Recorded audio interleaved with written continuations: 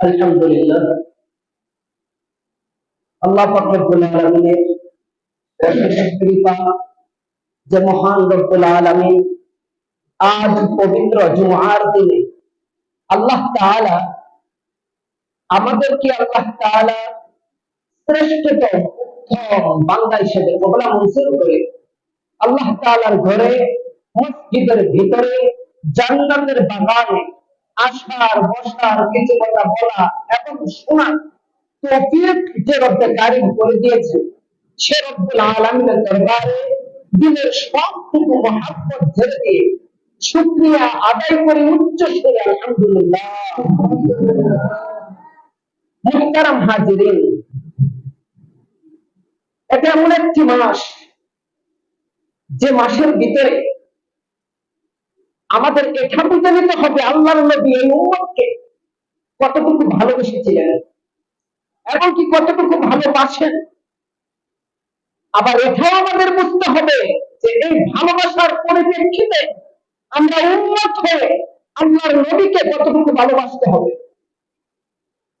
এই জন্য চলো গত জুমার সেই ঘটনাতে আমরা ফিরে যাই। রাসূল আকরাম সাল্লাল্লাহু আলাইহি ওয়াসাল্লাম এই উম্মতের মায়ায় পাহাড়ের গুহায় সিজদায় পড়ে ইয়া রাব্বি হাবলি উম্মতি বলিয়া কাঁদতেছেন।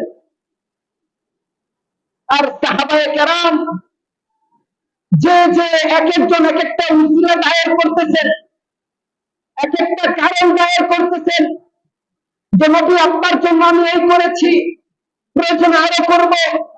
আপনি মাথা উঠান, বলেন আপনার কি হয়েছে। আবু বকর, ওমর, উসমান, আলী সবাই যখন কারণ বসালেন, এরপরেও যেহেতু রাসূলুল্লাহ সাল্লাল্লাহু আলাইহি ওয়াসাল্লাম মাথা উঠাচ্ছে না, কান্নার আওয়াজ আরো বেড়ে যাচ্ছে, এখানে বুঝবেন বুঝার অনেক কিছু রয়েছে। রাসূল মাথা উঠায় না, কান্নার আওয়াজ আরো দিন দিন বাড়তেছে। কারণ এখানে সম্পদ বসালে চলবে না, শক্তি বসালে চলবে না, এখানে অন্য কিছু কারণ আনতে হবে। সেটা রাসূলের মূল উদ্দেশ্য ছিল। আর আল্লাহ তাআলার তরফ থেকে যতক্ষণ না পর্যন্ত মাথা উঠানোর নির্দেশ আসে, রাসূল আকরাম সাল্লাল্লাহু আলাইহি ওয়াসাল্লাম তো মাথা উঠাবেন না, লেখা জ্বালাবেন। সমস্ত সাহাবায়ে কেরাম কান্নায় জর্জরিত। কারণ সাহাবায়ে কেরাম রাসূলকে এত বেশি ভালোবাসতেন। রাসূল যদি হাসতেন, সাহাবায়ে কেরাম হাসতেন। রাসূল যদি কাঁদতেন, সাহাবায়ে কেরামও কাঁদতেন। বসেন, আপনি বসেন, আপনি বসেন।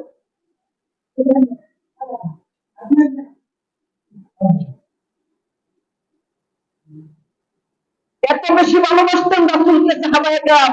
রাসূল হাসতে সাহাবায়ে কেরাম হাসতেন, রাসূল কাঁদলে সাহাবায়ে কেরাম কাঁদতেন। তো এই পর্যায়ে রাসূল মাথা উঠাচ্ছে না, এখন কি করা?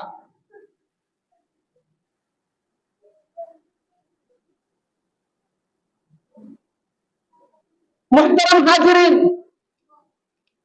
সাহাবায়ে কেরাম পরামর্শ করলেন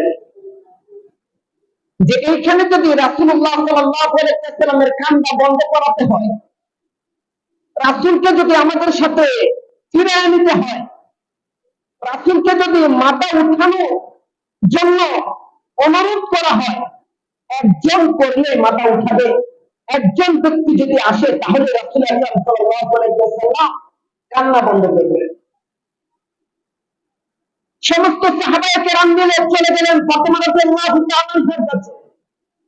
যাই বললেন, ফাতেমা, তোমার আব্বুকে তো পাওয়া গিয়েছে পাহাড়ের গুহায় উম্মতের মায়ায় কাছে।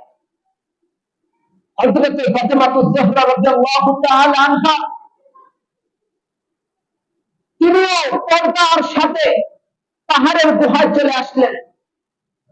আয়েশা রাসূলুল্লাহ সাল্লাল্লাহু আলাইহি ওয়াসাল্লামকে ডাক দিয়া বললেন, আব্বা, আপনি যেখানেই যান না কেন আমি ফাতেমার কাছে আপনি বলে যান।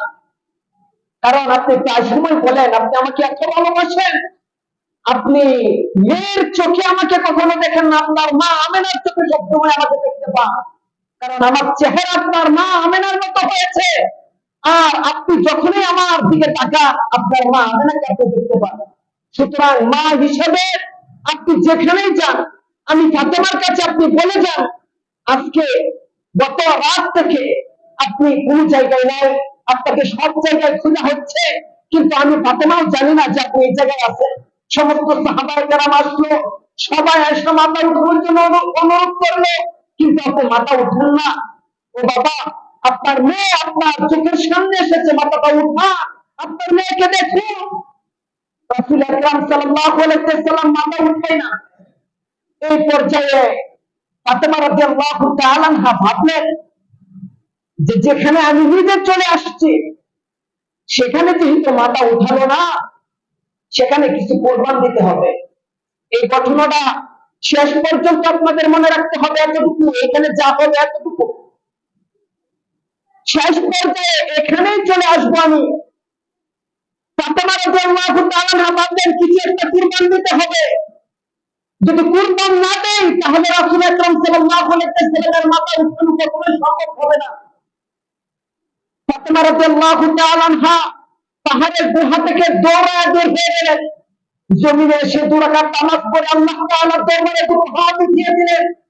হাত উঠিয়ে আল্লাহ তাআলার কাছে অশ্রুকে খুঁজতে বলতে লাগলেন, হে রব্বুল আলামিন, আমার বাবার জন্মের পর থেকেই কান্নায় তার চোখ কখনো শুকায় নাই, অশ্রুহীন তার চোখ কখনো হয় নাই। সুতরাং আমার বাবাকে আরো কষ্ট পেতে হোক এমন কোন কাজ আমার বাবার সম্মুখে ঘটে আমি তা দেখতে চাই না। জন্মের আগে পিতা হারিয়েছে আমার বাবা, জন্মের পরে মা হারিয়েছে আমার দাদা। অত্যন্ত আমার আমার বাবার দাদা অত্যন্ত ভালোবাসতেন আমার বাবাকে, সেই দাদাকেও হারানো, যেই চাচা ভালোবাসতেন সেই চাচাকেও হারানো। আমার বাবা কষ্ট আমি আর নিতে পারতেছি না। আল্লাহ, আপনি নির্দেশ জারি করেন আমার বাবার উপরে, আমার বাবা যেন মাথা উত্তোলন করে। আমি আপনার কাছে কথা দিচ্ছি, আপনার ইসলামের জন্য আমার 2 পুত্র হাসান আর হুসেনকে কুরবানি দেব।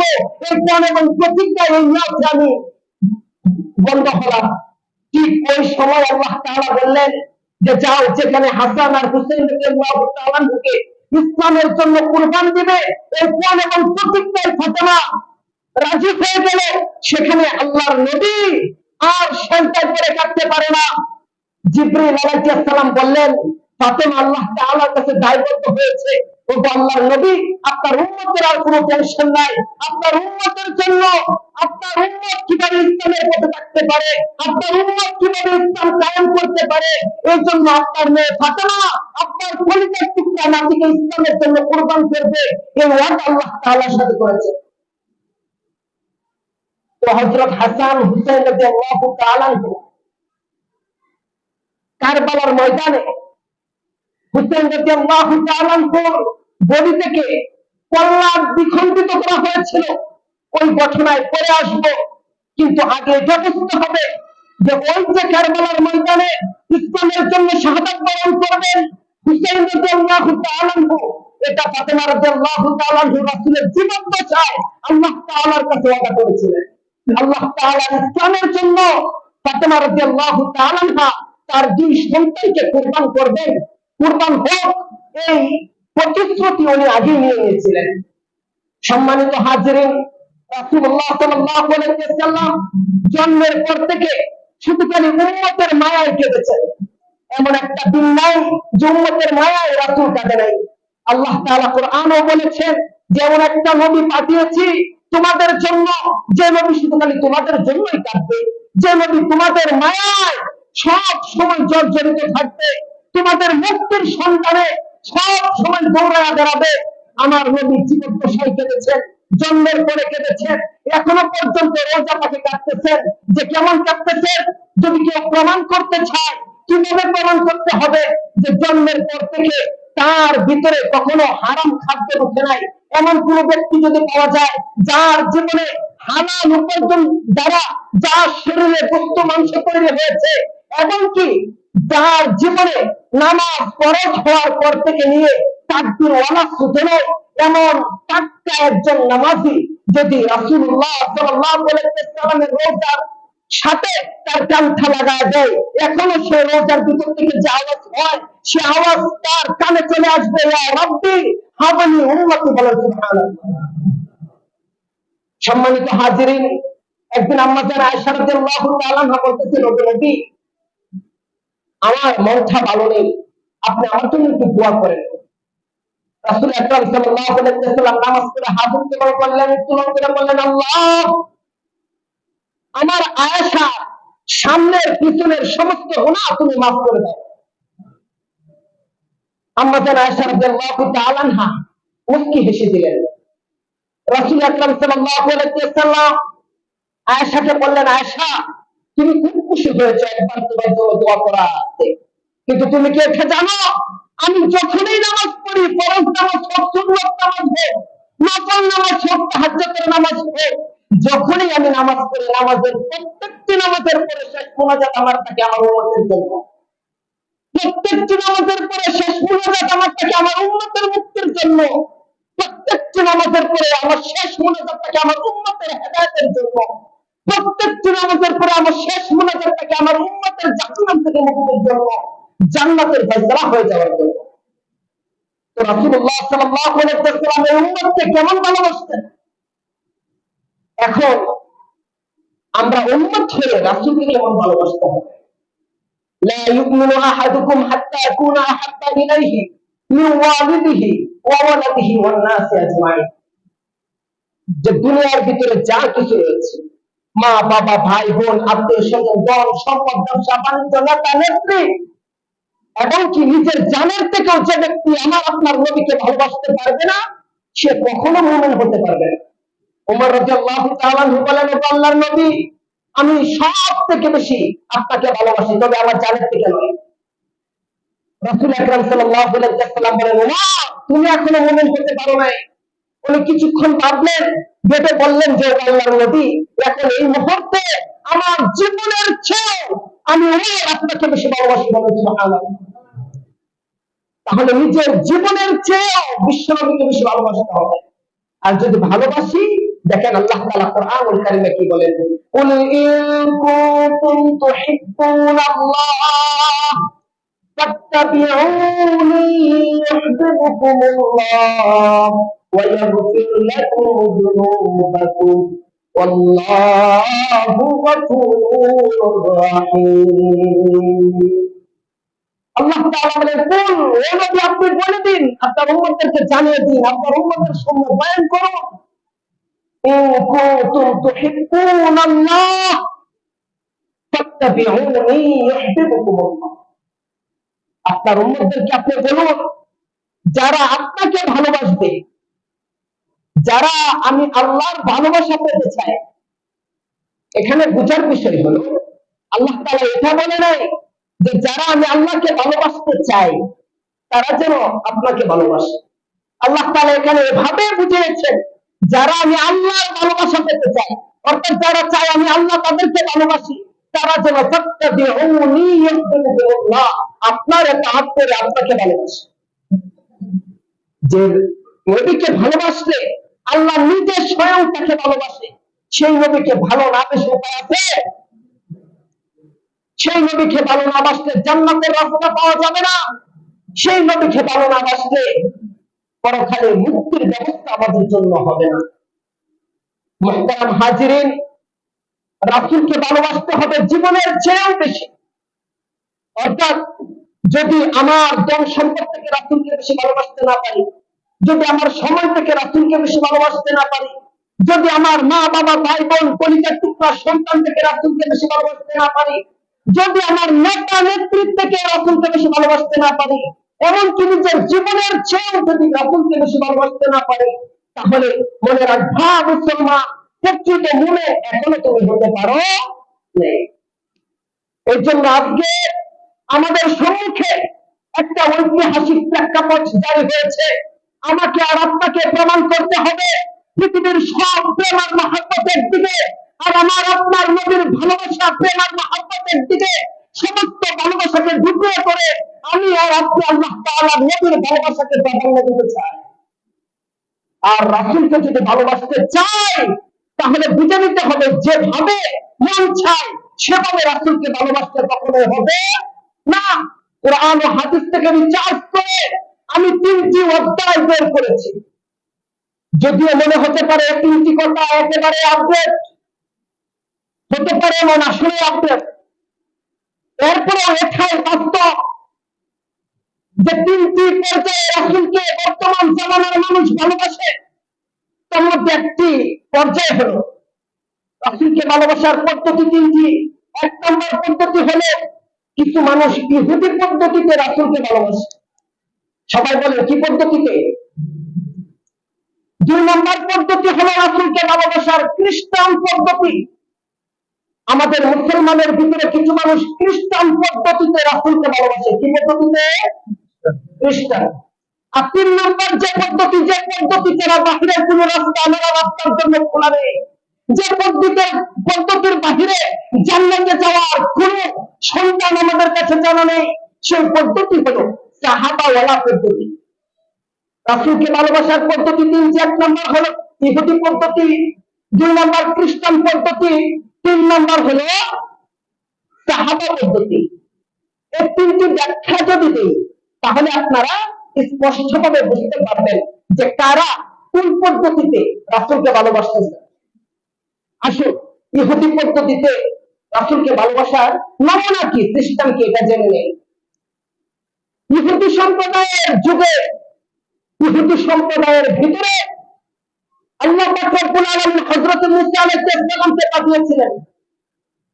পাঠিয়ে যখন আল্লাহ তাআলা মুসা আলাইহিস সালামকে নবুয়ত দান করলেন, নবুয়ত প্রাপ্ত হওয়ার পরে যখন সবার দ্বারে দ্বারে ইসলামের দাওয়াত পৌঁছে দিতে লাগলো, কিছু মানুষ ওনার হাত ধরে কালিমা পড়ে মুসলমান হয়েছিল। যারা ওনার উম্মত ছিল তাদেরকে একদিন ডেকে এনে বলতেছেন, ও আমার সম্প্রদায়, ও আমার কওম, ও আমার উম্মত, শোনো, আল্লাহ তাআলার তরফ থেকে নির্দেশিকা জারি হয়েছে। কি নির্দেশিকা? যে আমালেকা জাতির বিরুদ্ধে যুদ্ধের ঘোষণা ডাক এসেছে। আল্লাহ তাআলার তরফ থেকে নির্দেশ হয়েছে আমালেকা জাতির বিরুদ্ধে কি করতে হবে? যুদ্ধ করতে হবে। তখন শুনুন, যারা মুসা আলাইহিস সালামকে ভালোবাসতেন, ওই যুগে যারা মুসা আলাইহিস সালামের হাত ধরে কালিমা পড়ে মুসলমান হয়েছিলেন, ওই যুগে যারা মুসা আলাইহিস সালামের সঙ্গ দিয়েছিলেন, ওই সমস্ত ব্যক্তিরাই মুসা আলাইহিস সালামকে বলতেছেন, মা হাদিহি তামাযিলুল্লাতী আনতুম লাহা আতিকুন। ও নবী, যুদ্ধ করেন আপনি, ও নবী, রক্ত দেন আপনি, ও নবী, যত সংগ্রাম করা লাগে আপনি করেন। যখন যুদ্ধে বিজয় হয়ে আপনি আসবেন, আপনার এই বিজয়ের মালা গলায় নেওয়ার জন্য আমরা প্রস্তুত। আপনার বিজয়ের জন্য যত মিষ্টি খেতে হয় সমস্ত মিষ্টিগুলা আমরা আপনার ভালোবাসায় খেতে করব। এখানে বোঝার বিষয় হলো যে কি পদ্ধতিতে তারা রাসূলকে ভালোবাসত। অর্থাৎ জীবন, রাসূলের জন্য জীবন দেওয়া, এটা হচ্ছে একটা রাসূলকে ভালোবাসার নমুনা। তারা এটা মানতে ইচ্ছুক নয়। অর্থাৎ যুদ্ধ করবে রাসূল, রক্ত দিবে রাসূল, রক্ত যত দেওয়া লাগে রাসূল আর আল্লাহ দিবে মিলে। তখন তারা এটা বলেছিল, যত রক্ত লাগে আর আপনার আল্লাহ আপনি দেন, যত যুদ্ধ করা লাগে আপনি করেন আর আপনার আল্লাহকে নিয়ে করেন, যত সংগ্রাম করা লাগে আমালেকা জাতির বিরুদ্ধে আপনার আল্লাহকে নিয়ে আপনি করতে থাকেন। যখন সংগ্রাম করে বিজয়ী হয়ে আপনি ফিরে আসবেন, আপনাকে ভালোবেসে যত মালা গলায় নেওয়া লাগে, লাল লাল মালা, হলুদ মালা, রঙিন মালা, সমস্ত মালাগুলো আপনার মহব্বতে আমরা গলায় নেব। যত মিষ্টি খাওয়া লাগে সমস্ত মিষ্টিগুলো আপনার মহব্বতে আমরা খেয়ে নেব। আজকে আমাদের সমাজে, এই বাংলাদেশে এক শ্রেণীর ব্যক্তিত্ব তৈরি হয়েছে, একটা গ্রুপ তৈরি হয়েছে যারা আশিকে রাসূল দাবি করে নিজেদেরকে। অথচ রাসূলকে যখন ইহুদি খ্রিস্টানের গোষ্ঠীরা বিভিন্ন ভাবে দ্বন্দ্ব করে, রাসূলের সুন্নাহ নিয়ে কটূক্তি করে, স্বয়ং রাসূলের বিবিগণ অন্যজনদেরকে নিয়ে কটূক্তি করে, তখন তাদের আশিকে রাসূলের নমুনা দেখা যায় না। তাদের আশিকে রাসূলের নমুনা তখনই দেখা যায় যখন 12 রবিউল আউয়াল আসে, তখন রাস্তাঘাটে ঘুরে আর রাসূলের প্রেম ও মহব্বতের কারণে তারা মিষ্টি খাওয়া সুন্নাত আদায় করে। তো শুধু খালি মিষ্টি খাওয়ার জন্য রাসূলকে ভালোবাসতে হবে? কথা বলে না, হবে? শুধু খালি ফুলের মালা নিয়ে রাসূলকে ভালোবাসতে হবে? এইভাবে যদি রাসূলকে ভালোবাসা হয় তাহলে এই ভালোবাসা কার নমুনা? ইহুদিদের নমুনা। আর একটা নমুনা হলো খ্রিস্টান পদ্ধতি রাসূলকে ভালোবাসা। খ্রিস্টানরা কিভাবে রাসূলকে ভালোবাসে? মুহতারাম হাজিরিন, খ্রিস্টানরা একটা বর্ষগণনার সূচনা করেছে। কি বর্ষগণনার সূচনা করেছে? তাদের বর্ষগণনা হলো যে একটা দিন বর্ষগণনার সূচনা হোক নবী কোন দিন জন্মগ্রহণ করেছিলেন, আর ওই দিনটাতে আমরা যত পারি তত আমল, যত পারি তত উৎসব, যত পারি তত গান বাজনা ঢোল তবলা পিটিয়ে সারা দিন মিছিল মিছিলের মাধ্যমে, রাস্তা অবরোধের মাধ্যমে, রাস্তায় হুলকারের মাধ্যমে, রাস্তায় ইয়া রাসূলুল্লাহ ইয়া হাবিবাল্লাহ এটা সাক্ষ্য দেওয়ার মাধ্যমে সকাল থেকে নিয়ে আন্দোলন করা শুরু করব, সকাল থেকে নিয়ে রাসূলের প্রেম ভালোবাসা প্রদর্শন দেওয়া শুরু করব। আবার সন্ধ্যার আগে সেই প্রেমের ভালোবাসাকে আইনা একদিনকার ভিতরে বেড়ে নেব, অর্থাৎ সারা বছরে একদিন রাসূলকে ভালোবাসবো। এই একদিন ভালোবাসার নাম হলো খ্রিস্টান পদ্ধতিতে রাসূলকে ভালোবাসা। আমাদের বাংলাদেশে এমন কিছু মানুষ তৈরি হয়েছে, এমন একটা গ্রুপ তৈরি হয়েছে, এমন একটা জাতি তৈরি হয়েছে মুসলমানদের ভিতরে, যারা ইহুদি খ্রিস্টানদের পরিচালনায় পরিচালিত হচ্ছে। তারা সারা বছর রাসূলকে ভালোবাসার কোন নমুনা তাদের ভিতরে দেখা যায় না। রাসূলকে কটূক্তি করলে তাদের বিরুদ্ধে কোনো হুঙ্কার দিতে তাদেরকে শোনা যায় না। শুধু করে বছরে একটা দিন রাসূলের জন্মদিনকে বর্ষগণনার সূচনা করে ওই দিনটা সকাল থেকে সন্ধ্যা পর্যন্ত রাস্তায় নেমে মিছিল করার মাধ্যমে শিয়াদের প্রতিযোগিতা শুরু, শিয়াদের সাথে কম্পিটিশনের মাধ্যমে তারা সকাল থেকে রাসূলের ভালোবাসা উত্তোলন করে উদার্ত ভালোবাসা সন্ধ্যার আগে এসে আবার তারা একটা জিব্বার ভিতরে ধরে নেয়। এটাকে বলে তাদেরকে আশিকে রাসূল। আর এই আশিকে রাসূল যারা দাবি করে একদিনের ভালোবাসা দেখিয়ে তারা হলো খ্রিস্টান পদ্ধতিতে রাসূলকে ভালোবাসে। এখন আসুন সাহাবায়ে কেরামের ভালোবাসার নমুনা কি? রাসূলুল্লাহ সাল্লাল্লাহু আলাইহি ওয়াসাল্লামের সবচেয়ে কষ্টের জায়গা হলো রাসূলুল্লাহ সাল্লাল্লাহু আলাইহি ওয়াসাল্লাম হিজরত করেছিলেন। এর থেকে বড় কষ্টের জায়গা রাসূলের আর নেই। অনেক বড় হৃদয় নিয়ে রাতের বেলা আবু বকরকে সঙ্গে নিয়ে মক্কা ছেড়ে মদিনার দিকে রওনা হয়েছিল বিশ্বনবী। আর ইসলামের জন্য আবু বকর রাদিয়াল্লাহু তাআলা ওয়াকাতরে তার জন্মভূমি ছেড়ে রাসূলের সাথে রওনা দিয়েছিল। কেমন ভালোবাসতেন রাসূলকে! ও অনেক লম্বা কাহিনী, এখানে সব কাহিনী বললে সময় সংকলন হবে না। শুধু খালি এতটুকু বলি, রাসূল যখন মদিনায় পৌঁছলেন, মদিনাওয়ালারা আগেই বলেছিলেন, কমিটমেন্ট আবদ্ধ হয়েছিলেন যে রাসূল যদি মদিনায় আসে, রাসূলকে আমরা সর্বরকম নিরাপত্তা দান করব। যখন রাসূল আকরাম সাল্লাল্লাহু আলাইহি ওয়াসাল্লাম মদিনায় পৌঁছলেন, তখন বৃদ্ধ বৃদ্ধি, যুবক, পুরুষ, মহিলা, শিশু সন্তান নিয়ে সর্বমোট মুসলমান ছিলেন ৩,০০০। কয় হাজার? ৩,০০০। আর কাফেরদের সংখ্যা ছিলেন ১৫,০০০। এই ১৫,০০০ কাফের রাসূলকে অ্যাটাক করার জন্য, মদিনাবাসী আনসার মুহাজিরদেরকে অ্যাটাক করার জন্য যখন মক্কা থেকে মদিনায় রওনা হলো, তখন সমস্ত সাহাবায়ে কেরাম মিলে রাসূলের নির্দেশে একটা খাল খনন করেছিলেন। এতটুকু গভীর ছিল সেই খালটা, যে খালের মধ্যে এবারে আসার জন্য একবার যদি নিচে নামা হয়, উঠার মতো সাধ্য আর তার হবে না। আবার এতটুকু প্রশস্ত ছিল সেই খালটা, যে দ্রুতগামী ঘোড়া দিয়ে যদি দৌড়ায় এসে লাফ মারে, লাফ মারার পরে এই খালের প্রশস্ততা লাফ করে কখনো অতিক্রম করতে পারবে না। এত বিশাল রাস্তা তারা খনন করেছিল। মুহতারাম হাজিরিন, আর তারা যখন এরপরে আসতে অক্ষম হলো, তখন রাসূলুল্লাহ সাল্লাল্লাহু আলাইহি ওয়াসাল্লাম এবং সাহাবায়ে কেরামের পিঠ দেয়ালের সাথে ডেকে গিয়েছিল। তখন তারা ডাক দিয়েছিলেন বদরের যুদ্ধ, যে যুদ্ধের কথা শিশু বাচ্চা থেকে নিয়ে বৃদ্ধ পর্যন্ত সবাই জানে।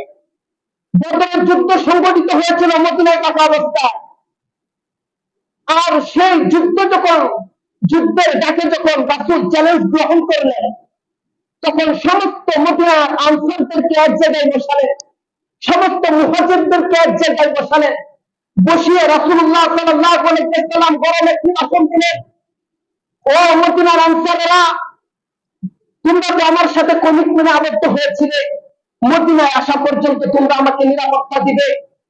আমাদের নিরাপত্তা যথাসাধ্য তোমরা দিয়ে দিছো, তবে এটা তোমার সাথে আমার কমিটমেন্ট ছিল না।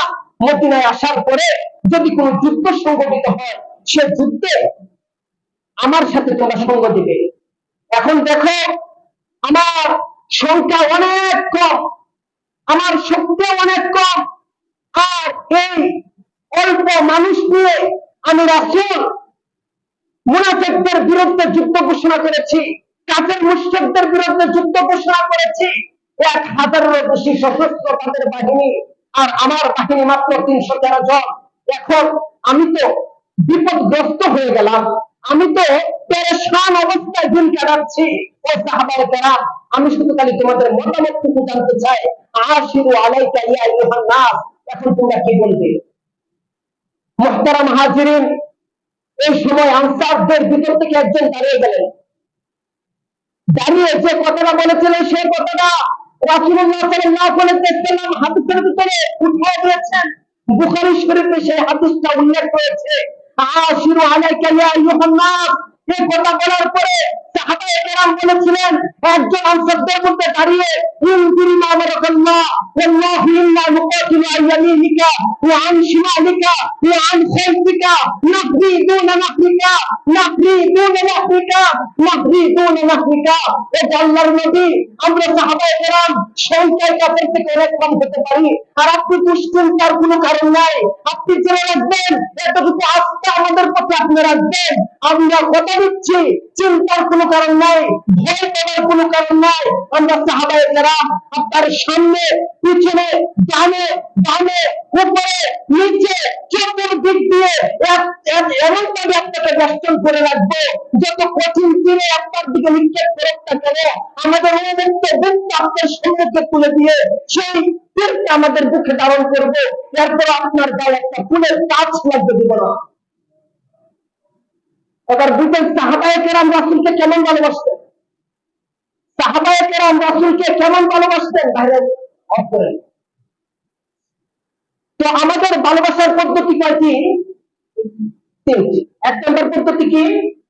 ইহুদি পদ্ধতিতে রাসূলকে ভালোবাসা। 2 নম্বর হলো খ্রিস্টান পদ্ধতি। 3 নম্বর হলো কি? সাহাবা পদ্ধতি। তো আজকে এই জামানায় এসে এটাই বলা যায়, আমাদের জামানায় বাংলাদেশে প্রায় 40% মানুষ ইহুদি খ্রিস্টানদের পদ্ধতিতে রাসূলকে ভালোবাসতেছে। আর এইদিকে ঘাতিত করার জন্য অনেক গ্রুপ বাংলাদেশে সৃষ্টি করেছে। কেউ কোরআন মানে না, কেউ শুধু হাদিস মানে, কেউ হাদিস মানে না, শুধু কোরআন মানে। আমি আজকে স্পষ্টভাবে আপনাদের সম্মুখে বলে দিতে চাই, কিশোরগঞ্জের সন্তান আমি। যদিও থানা ভিন্ন হতে পারে, জেলা একটাই আমাদের। এমন ভাবে ইসলাম ভক্ত মানুষদেরকে সরলা অবলাপে তাদেরকে তাদের বেনসের মাধ্যমে তাদেরকে বিভিন্ন ভাবে বিভ্রান্ত করে ইসলাম থেকে ডাইভার্ট করে জান্নাতের পথ থেকে সরিয়ে জাহান্নামের পথে পরিচালিত করতে চায় এক ধরনের ইসলাম বিরোধী শক্তি। এই জন্য আপনাদের মনে রাখতে হবে, অনেক সিস্টেম বাংলাদেশে চালু হতে পারে, কিন্তু আমাদের 3টা সিস্টেম লাগবে রাসূলকে ভালোবাসতে হলে, আল্লাহর ভালোবাসা পেতে হলে, জান্নাতে যেতে হলে। শুধু খালি হাদিস দ্বারা সঠিক ইসলামের ভিতরে ঢুকতে আপনি পারবেন না, শুধু কোরআন পড়ার মাধ্যমে সঠিক ইসলাম আপনি খুঁজে পাবেন না। হাদিস কোরআন যেমন লাগবে, সাথে সাথে লাগবে সাহাবীওয়ালা প্র্যাকটিক্যাল নমুনা। হাদিস কোরআনের সাথে সাথে সাহাবাওয়ালা প্র্যাকটিক্যাল নমুনা। এই প্র্যাকটিক্যাল নমুনাটা যদি আপনার ভিতরে না থাকে, তাহলে ইসলামের ভিতরে ঢুকতে পারেন যে কোনো সময় আপনাকে শয়তান ইসলাম থেকে উড়িয়ে বঙ্গোপসাগরে ভাসিয়ে দিতে পারে। যদি আপনি ইসলামের ভিতরে টিকে থাকতে চান, তাহলে 3টা জিনিস লাগবে। 1 নম্বর কোরআন, 2 নম্বর হাদিস এবং সুন্নাহ, 3 নম্বর হলো সাহাবায়ে কেরামের প্র্যাকটিক্যাল নমুনা। এই 3টা থেকে একটা যদি আপনার কম হয়, তাহলে বুঝতে পারবেন মঞ্জিল মাকসুদ পর্যন্ত আপনার পৌঁছা কখনোই সম্ভব হবে না। তো আজকে এই জুমআর মজলিস থেকে কোন এবং প্রতিজ্ঞা করতে হবে যে আমাদের ভালোবাসা রাসূলের প্রতি যদি হয় তাহলে সাহাবীদের পদ্ধতিতে আমরা রাসূলকে ভালোবাসবো, ঠিক না বলেন? কোন ইহুদি পদ্ধতিতে রাসূলকে আমরা ভালোবাসতে পারবো? খ্রিস্টান পদ্ধতিতে রাসূলকে আমরা ভালোবাসতে পারবো? তার পদ্ধতিতে ভালোবাসতে হবে। মা আনা আলাইহি ওয়া আসহাবি, সাহাবায়ে কেরাম রাসূলকে যেভাবে ভালোবেসেছেন ঠিক সেভাবে আমাদের রাসূলকে ভালোবাসতে হবে। আল্লাহ তাআলা আমাদের সকলকে সাহাবাওয়ালা পদ্ধতিতে বিশ্বনবীকে ভালোবাসার তৌফিক দান করুন, সকলে বলে আমিন। আর আগামী জুমা থেকে ইনশাআল্লাহ মুহররমের কি ঘটেছিল, মুহররমের 10 তারিখ কি ঘটেছিল, মুহররমের যে কিছু ইবাদত রয়েছে এগুলা কি হুসাইন রাদিয়াল্লাহু তাআলা আনহু যে মুহররমে শাহাদাত বরণ করেছেন সে মুহররম থেকে শুরু হয়েছিল নাকি আরো অনেক আগ থেকে শুরু হয়েছিল আল্লাহ তাআলার নির্দেশে, সে নিয়ে বিস্তারিত আলোচনা হবে ইনশাআল্লাহ। আল্লাহ তাআলা আমাদের সকলকে আজানের সাথে সাথে মসজিদে আসার তৌফিক দান করুন, সকলে বলে আমিন।